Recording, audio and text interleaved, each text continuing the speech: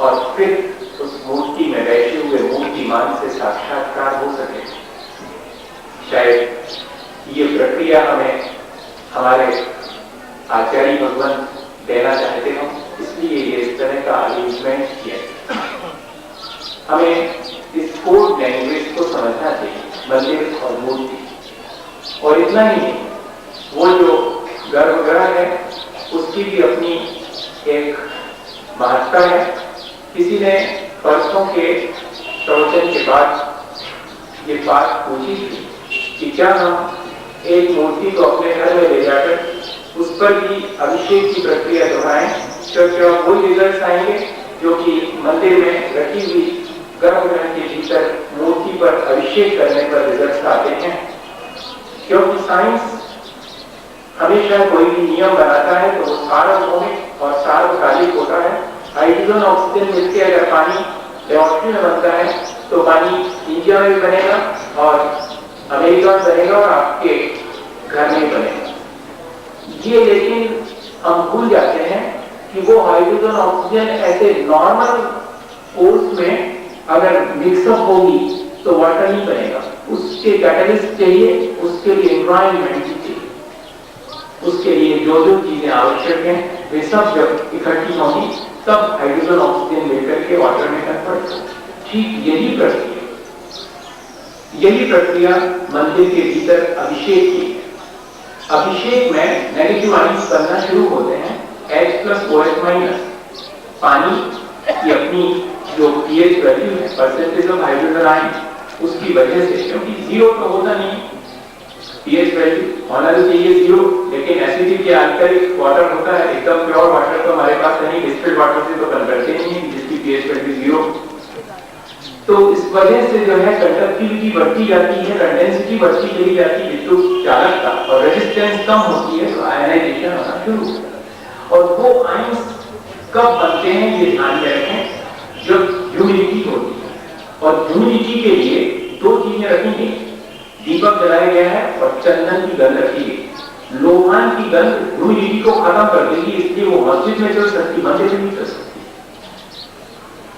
गंध का अपना एक साइंस, चंदन की गंध और साथ में दीपक की रोशनी। अगर आपको आयोनाइजेशन करना है तो ये दो चीजें उस जगह होनी जरूरी है। अगर आपने ट्यूबलाइट और लट्टू की रोशनी करी है तो आयोनाइजेशन नहीं होगा। ये इस तरह की जब हम सिचुएशन क्रिएट करेंगे तभी आयोनाइजेशन होगा। और इतना ही नहीं,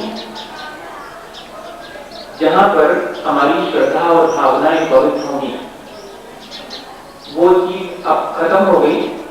थ्योरी ऑफ रिलेटिविटी से भी आगे आ गई है क्वांटम मैकेनिज्म। तो क्वांटम मैकेनिज्म में प्रिंसिपल ऑफ अनसर्टेनिटी ये सिद्धांत डेवलप हो गया। एक कांच का गिलास चाहे इंडिया में किसी के हाथ से गए या विदेश में, अभी तक का नियम ये था कि उसके कितने टुकड़े होना है और कौन सा टुकड़ा किस डायरेक्शन में जाना है, ये सब तय है, रिलेटिव है।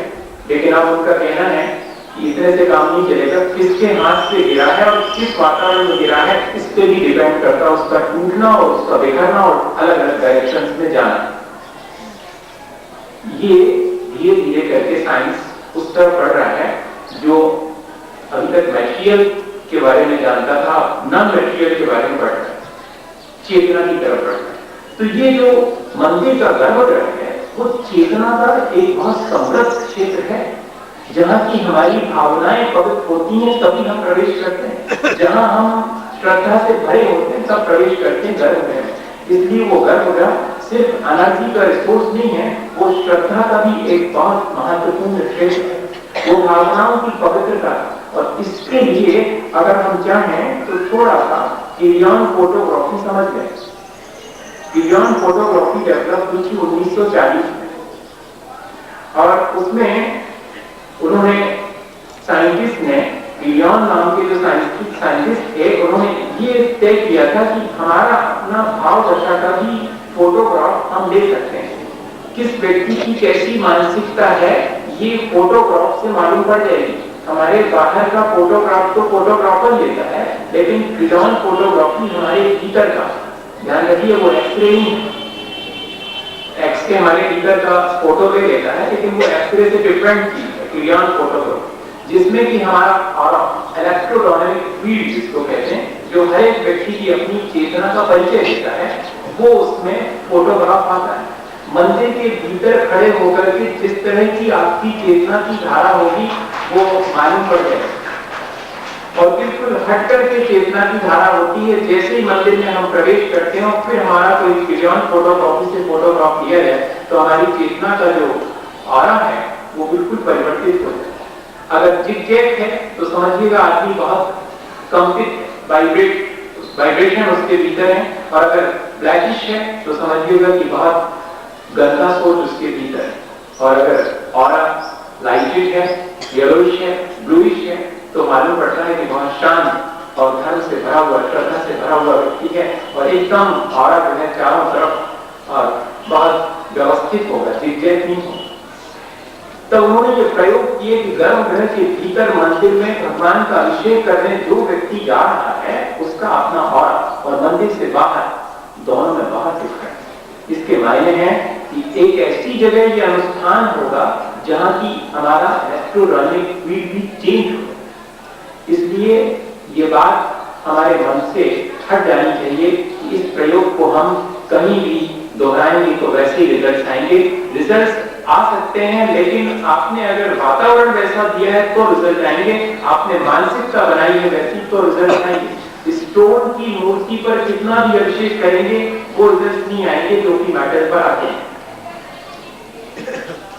ये सारी चीज और बहुत सरल भाषा में समझना हो तो जो चीज हम किचन में करते हैं वो लैब बात में नहीं कर सकते।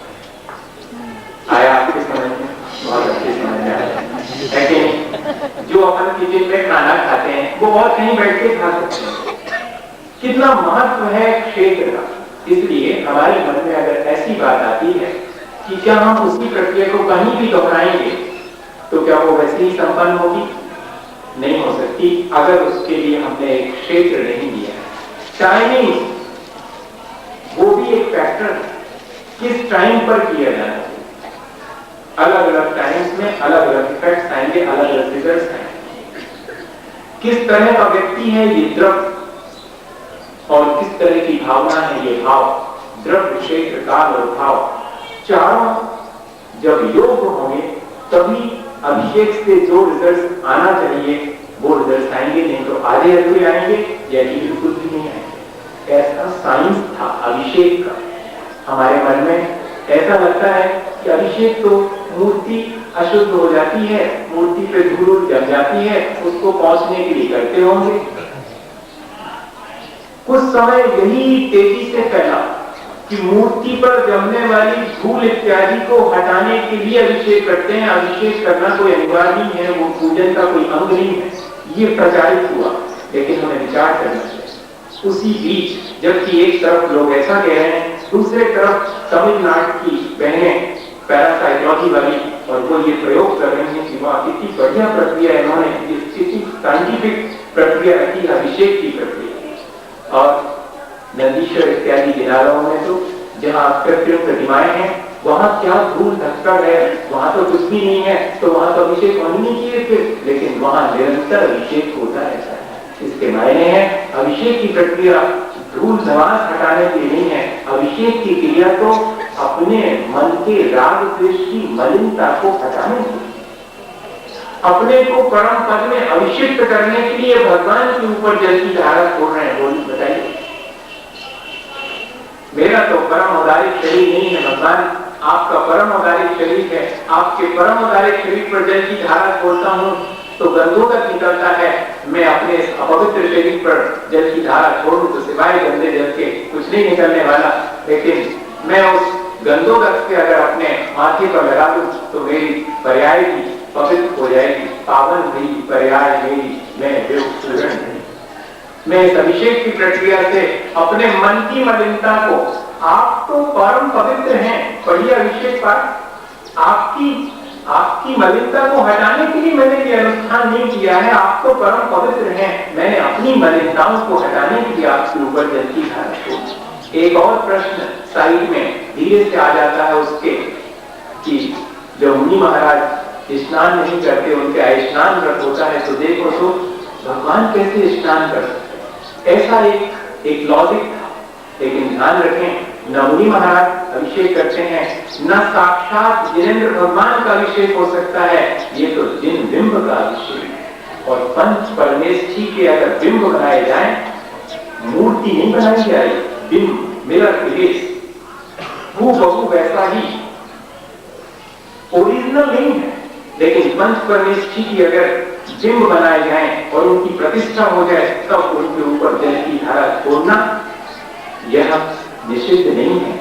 मुनि महाराज के ऊपर जल की धारा नहीं छोड़ी जाएगी और साक्षात समोशरण में विराजे हुए जिनेंद्र भगवान के ऊपर भी जल की धारा नहीं छोड़ी जाएगी। इसीलिए तो जुक्ति सौधा में इंद्र चाहे तो 160 नहीं 170 जगहों पर अगर एक साथ जिनेंद्र भगवान के समोशरण लगे हों 2.5 फीट में, तो सब समोशरण में जाए और वहां दिग्गज ध्वनि सुने। लेकिन जब अष्टांग का पर्व आता है तो दिग्गज ध्वनि छोड़ देता है, वो कहता चलो नंदी पर चलेंगे, ठाट बाट से भगवान का अभिषेक करें। अरे साक्षात जिनेंद्र भगवान के चरणों में जाकर के बैठते ज्यादा लाभ मिलता, कहते नहीं, जिनेंद्र के दर्शन से मुझे सम्यक दर्शन हो सकता है, जिनेंद्र भगवान के दर्शन अकेले से नहीं हो सकता। समोशरण में बैठे हुए साक्षात जिनेंद्र भगवान के दर्शन से लिखा हो सम्यक दर्शन नहीं, जिन बिंब दर्शनीय, जिनेंद्र भगवान के बिंब के दर्शन करने से और सम्यक दर्शन की प्राप्ति हो जाती है। जिन बिंब पर अभिषेक और जिन बिंब की पूजा अत्यंत महत्वपूर्ण प्रक्रिया है। हमारे हाथ में ये बहुत बड़े आध्यात्मिक प्रयोग है, अपने जीवन को बहुत ऊंचा उठाना, इसलिए हम इनका लाभ है। हमने पिछले दिनों इसीलिए इस विचार को अपने मन में बनाया है कि हम समझ लें कि हम जो कुछ कर रहे हैं उसमें हमें कितना और परिवर्तन करके उसके पॉजिटिव इफेक्ट्स ज्यादा से ज्यादा लेना चाहिए। ये हमने सोच करके इस प्रक्रिया को समझा है, हम इसके लाभ लेंगे। ये हम विचार करें कि हमें कैसे लाभ लेना है, और वर्ष में एक बार लेना है, महीने में एक बार लेना है, 15 दिन में एक बार लेना है, या रोज रोज ऐसा लाभ लेना है, ये हमारे ऊपर निर्भर करता है। लेकिन हम चाहें तो फ्री है, हम जिस दिन भी हम चाहें इस प्रयोग को दोहरा सकते हैं भगवान के सम्मुख जाकर के, और जो प्रक्रिया है उस अभिषेक की प्रक्रिया से अपने जीवन को लाभान्वित कर सकते हैं भगवान के सामने। इसके बाद जब अभिषेक हो चुका है तब भगवान के सामने हम उनके गुणगान करते हुए कुछ ना कुछ द्रव्य भेंट करते हैं, चढ़ाते हैं, अपने लोभ का विसर्जन करते हैं। श्रावक के जीवन में सबसे ज्यादा अगर कोई चीज उसे पीड़ा देने वाली है तो उसका अपना लोभ। जितना जितना श्रावक के जीवन में संतोष आता चला जाता है, जितना जितना वो निर्लोभ होता चला जाता है, उसका जीवन उतना ही पवित्र होता है। इसलिए पवित्रता के लिए यह प्रक्रिया रखी गई कि किसी तरह से तो अपने लोभ को हटाओ। हमारा अहंकार इतना अधिक है मनुष्य जीवन का कि वो कहीं झुकना नहीं चाहता, तो हमने इसलिए एक प्रक्रिया रखी कि झुको। ये मंदिर है, ये भगवान है, ये उनका बिंब है, यहाँ झुको। और इतना ही नहीं, अपने लोभ को छोड़ो, अपने मान को भी छोड़ो। मनुष्य मान के साथ पैदा होता है, देवलोक लोभ के साथ पैदा होते हैं, नाची क्रोध के साथ पैदा होते हैं, प्रेम मायाचारी के साथ पैदा होते हैं। चारों कषाएं चार में बांटनी है मनुष्य के हाथ में, मान कषाय। तो पूरे जीवन उसी अहंकार से और पूरा यहाँ से वहां घूमता रहता है। अब उसके लिए क्या करें, कैसे उसके जीवन को निर्मल बनाए? तो आचार्य भगवंत उस पर कृपा करके कहते हैं कि एक जगह बनाई हमने तुम्हारे लिए, वहां झुको, गुणगान करो। जिंदगी भर अपने कानों से अपने गुणगान सुनना पसंद किया है, अब दूसरे का गुणगान भी अपने कानों से सुनो और अपने मुख से अपनी ही प्रशंसा करी है, अब दूसरे की करो। भगवान की प्रशंसा करो अपने मुख से और कानों से, भगवान की प्रशंसा सुनो। छोड़ो अपनी प्रशंसा करने और अपनी प्रशंसा सुनने का ये जो रोग है वो थोड़ी देर को तो छोड़ो, आधे घंटे ताकि मन निर्मल। ये प्रक्रिया रखी उस समय। और इतना ही नहीं कि खाली हाथ जोड़ करके और गुणगान करने लगे, सुनने लगे, नहीं, जो लोभ है तुम्हारे भीतर सामग्री को जोड़ जोड़ के रखने का, अब चढ़ाओ भगवान के सामने ला करके, विसर्जित करो कि ये सब निस्तार है, मुझे चाहिए जो मेरे लिए सारभूत है। इसलिए 8 द्रव्य अनादिकाल से चले आ रहे हैं, अनादिकाल से, अभी नए शुरू नहीं हुए हैं। कोई ये सोचे कि हाँ, ऐसा भी आता है कि ये द्रव्य तो 8 अभी शुरू हुए, पहले तो 100 द्रव्य से पूजा होती थी, पुष्पों से पूजा होती थी, या कि हीरे जवाहरात और रत्नों से पूजा होती थी, कहाँ होती थी इस तरह। ये अपनी अपनी सोच है, लेकिन वास्तविकता क्या है? वास्तविकता तो भरत चक्रवर्ती ने सबसे पहले ऋषभदेव भगवान की अस्त्र द्रव्य से पूजा करी थी। दिव्येन गंधेन दिव्येन गुप्तेन दिव्येन रुद्रेन दिव्येन वातेन दिव्येन चुंबेन दिव्येन नारेन, इन सब द्रव पदार्थों से जो है, और भगवान ऋषभदेव की अगर हम देखें तो इस युग के आदि में भरत चक्रवर्ती ने पूजा करी थी। वे ही 8 द्रव, और इतना ही नहीं, कृत्रिम जिनालयों में भी रत्न दीपक, और इतना ही नहीं, नंदीश्वर द्वीप में बड़े बड़े धूपदान बने हुए हैं, जिसमें देव एक साथ धूप खेते हैं। सब चीजें वहां पर जो 8 मंगल द्रव्य हैं, पूजा के 8 द्रव्य हैं, वो सब जैसे कृत्रिम जिनालयों में प्रयोग में आते हैं, वैसे ही हमने भी यहाँ पर तत्व संतायम अहमपि ये संतो, ठीक जैसे वहां कृत्रिम जिनालयों में अष्ट द्रव्य और मंगल द्रव्यों से पूजा इत्यादि होती, तो उसी परंपरा से मैं भी यहाँ करता हूँ। ऐसा विचार करके अपन यहाँ अष्ट द्रव्य से पूजा करते हैं। और 8 द्रव्यों के बारे में अगर अपन थोड़ा सा विचार करें तो बहुत महत्वपूर्ण है, लेकिन समय कुल 2 मिनट बाकी रह गए। मैं सोच के तो आया था कि अष्ट द्रव्य पर शुरू करूंगा, लेकिन अब मुझे लगा है कि शुरू करने से कोई मतलब नहीं है, क्योंकि वो चीज आगे अभी छूट जाएगी। कल बैठेंगे अगर अपन तो फिर अष्ट द्रव्य को एक एक करके उस पर विचार करेंगे। पर वो जो 8 द्रव्य हैं उन सबको हम एक एक करके समझें और उनसे कोई मैसेज लें। वहां हमारी भावनाएं महत्वपूर्ण है। जो भी हमने द्रव्य चुने हैं वो इतने अधिक हमारी भावना से जुड़े हुए हैं कि देख करके बड़ा आश्चर्य होता है कि किस तरह ये द्रव्य चुने गए होंगे। एक एक द्रव्य के बारे में तो बस समझेंगे, लेकिन क्यों ऐसे द्रव्य चुने गए, क्यों ये चीज करी गई, इस पर हम थोड़ा सा आज विचार करें। मंदिर की जो भी चीजें हैं उनके साथ हमें जोड़ दिया जाता है ताकि वे हमारे मन को पवित्र कर सकें। चीजें भी हमारे मन को पवित्र करती हैं। मंदिर की माला और घर की माला में दोनों में बहुत फर्क है। मंदिर की माला हाथ में आती है तो भाव कुछ और बनते हैं। क्या चीज है इसके मायने हैं और पीछे हटा सकती हैं, और इतना ही नहीं, अपनी पूरी एनर्जी उस मेटल पीस में डाल करके उस मेटल पीस को एक कमरे में रख दिया जाए और उसमें इस तरह की पॉजिटिव एनर्जी दी गई है कि आप वहां जाएंगे तो आपको ठहरने का मन होगा, और नेगेटिव एनर्जी दी गई है अगर तो आप वहां जाएंगे तो हेजिटेट होंगे और आपको बाहर आने का मन होगा। वो एक मेटल पीस है ऑर्डिनरी, जिसपे की चेतना ने अपना प्रभाव डाल करके उसे इस योग बना दिया कि उसके इफेक्ट होना शुरू हो गए।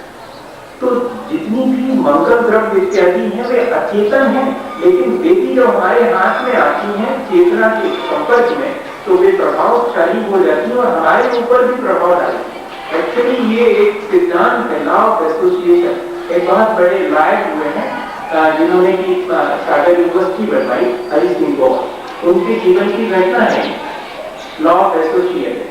तो उनका जो है कोट पहनते थे, वो जब खड़े होते थे कोर्ट में लॉजिक देने के लिए किसी भी क्लाइंट के साथ में, तो उनके तीसरे बटन पर उनका हाथ जाता था और बटन घूमना शुरू करता था और वो उसको घुमाते जाते थे और फिर लॉजिक देते चले जाते थे, कोई केस को नहीं हारे। ये उनके साथ था। किसी ने इस बात को मार्क कर लिया कि ये जो तीसरा बटन है जब घूमता है तब इनका दिमाग भी चलने लगता है, ये इससे कुछ ना कुछ कॉन्टेक्ट इसका। तो उन्होंने मुंशी से कहकर, उनके 2 मुंशी थे, एक मुंशी से कहकर पैसे देकर के वो तीसरा बटन जिस दिन उनकी कोर्ट में बहस होनी थी वो तोड़वा दी। आप आश्चर्य करेंगे कि वो आए और आकर के और जैसे ही खड़े हुए और उनका हाथ तीसरे बटन पर गया और बटन गायब। वे पसीने पसीने हो गए, उन्हें कुछ भी समझ में नहीं आया। वे अपने क्लाइंट के अगेंस्ट में बोलते चले और ये प्रक्रिया 15-20 मिनट चली। उतने में दूसरे वाले मुंशी ने देखा कि मामला बिगड़ता चला जा रहा है। वो फौरन गया वापस गाड़ी से और दूसरा कोर्ट लेके आया और कहा कि जस्ट ठहरिए थोड़ा, रोकिए, आपको कोट उतार के दूसरा पहनाया, दूसरे कोट के तीसरे बटन पर उन्हें हाथ घुमाना शुरू किया और फौरन बोले कि लॉर्ड, अभी तक मैंने जो कहा वो मेरा विपक्ष का वकील क्लाइंट के बारे में कहना चाहेगा, अब मैं बताता हूं कि मैं क्या कहना चाहता हूं। और अपने अगेंस्ट में सारे आर्गुमेंट देकर के उन्होंने सारे केस को चेंज कर दिया। ये कहलाता लॉ ऑफ एसोसिएशन। इतना अचेतन चीजों से हम जुड़ जाते हैं। जब हम चावल चढ़ाएं और घर में हमें चावल देखने में आ जाए तो ध्यान आ जाए कि यही अक्षत चढ़ाए। जब हम मंदिर में पुष्प चढ़ा के जाए और जहां जहां फूल दिखाई पड़े वहां ध्यान आ जाए कि इसी को तो चढ़ाए। जहां कहीं दीप जलता हुआ दिखाई पड़े और फौरन ध्यान आ जाए कि ये केवल ज्ञान की ज्योति का प्रतीक है। ये लॉ ऑफ एसोसिएशन सारे दिन वो 8 चीजें सारे दिन मन के अंदर घूमती रहे और जहां दिखाई पड़ जाए वहां पर हम पुनः एक बार मंदिर लौट जाए, वही भावों से मंदिर लौट। शायद इस बात के लिए हमें उन चीजों से जोड़ दिया, उनकी विस्तारता भी और उनके माध्यम से मंदिर की प्रति दोनों चीजें हमें इस प्रक्रिया में दी गई हैं। ये सामान्य सी प्रक्रिया नहीं है कि हम कुछ भी नहीं चढ़ाएं, हाथ जोड़ के पूजा करने का फर्क पड़ने वाला है, 1-2 चीजें चढ़ा लेंगे, ठीक है। आपके पास नहीं है सुविधा तो वो बात अलग है, क्वेश्चन मेरी पॉसिबल। लेकिन राजमार्ग तो वास्तविकता तो ये है कि 8 व्रत रखे गए तो क्यों रखे गए। हमारे एक पंडित जी हुआ करते थे, अब नहीं है वो।